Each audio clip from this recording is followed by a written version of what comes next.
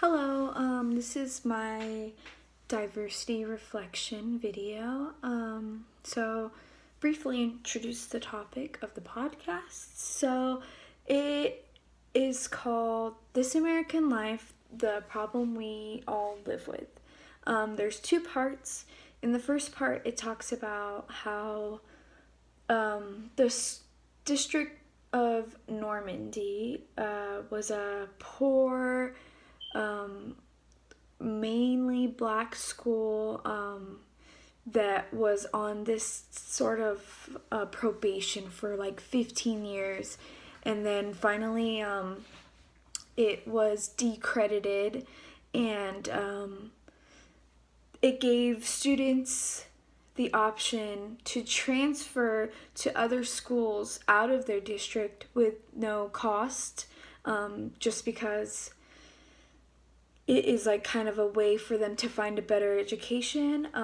With the story of Nedra Martin and her daughter Maria. Nedra,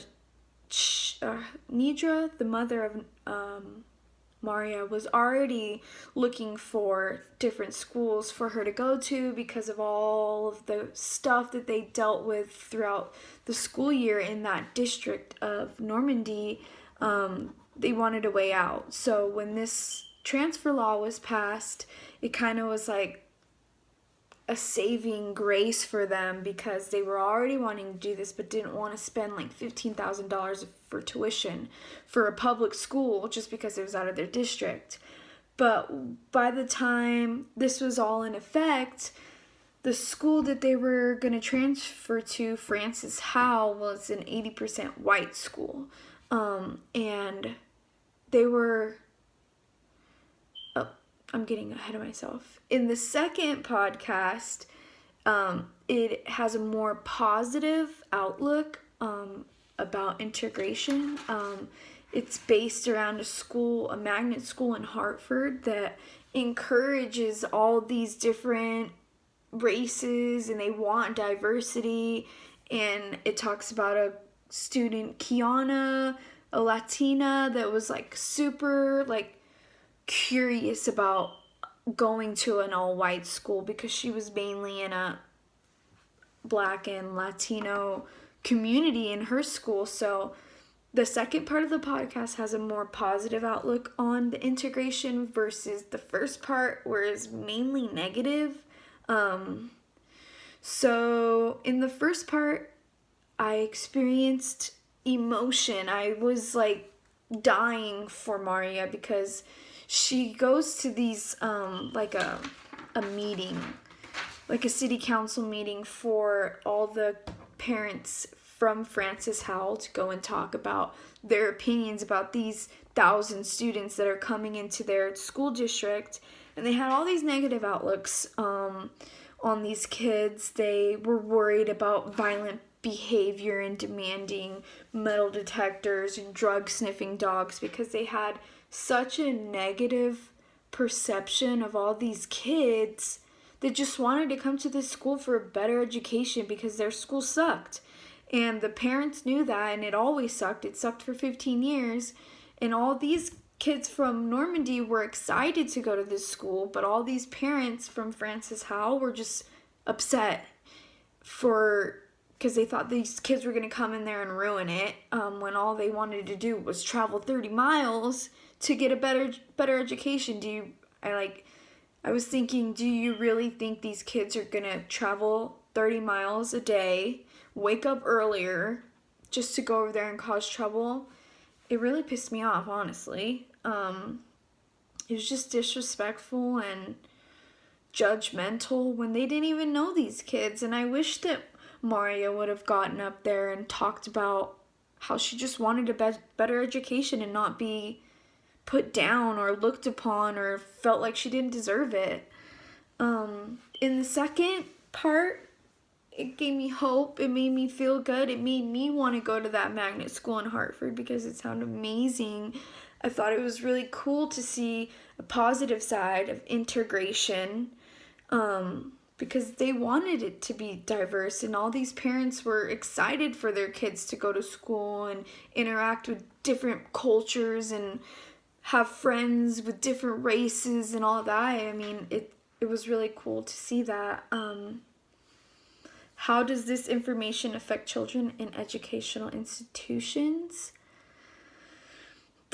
Like in the first one, it would have, in the first part, it is a negative, like, effect on the kids because it made Maria feel like she wasn't deserving of a better education just because of her race, or because the school she was going to was mainly a white school.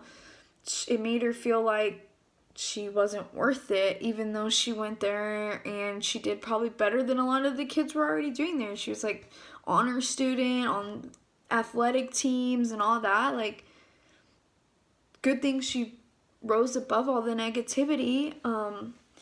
The second part, it has more of a positive effect on these kids because they're encouraging this diversity. They want more people to come here from different cultures, and being around something like that for kids is super positive, and I'm sure it creates a better environment for them to succeed.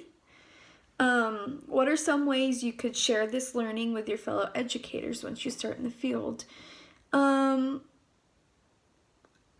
It really depends on what school I am, if it's like a prominently white school or whatever.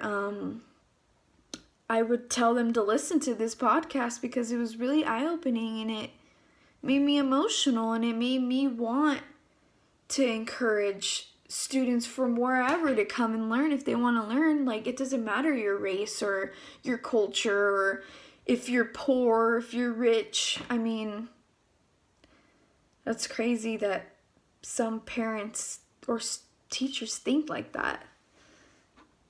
How is this topic beyond the traditional aspect of education?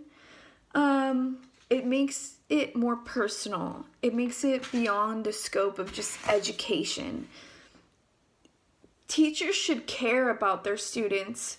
Like, they were talking about the school in Connecticut where it was hard to start classes because kids were coming into class in the middle of winter with no jackets, or they had so many emotional issues, so many troubles at home, dental issues. Like, just coming from like poverty, it makes it hard to teach someone that's not in the right mind state to be taught.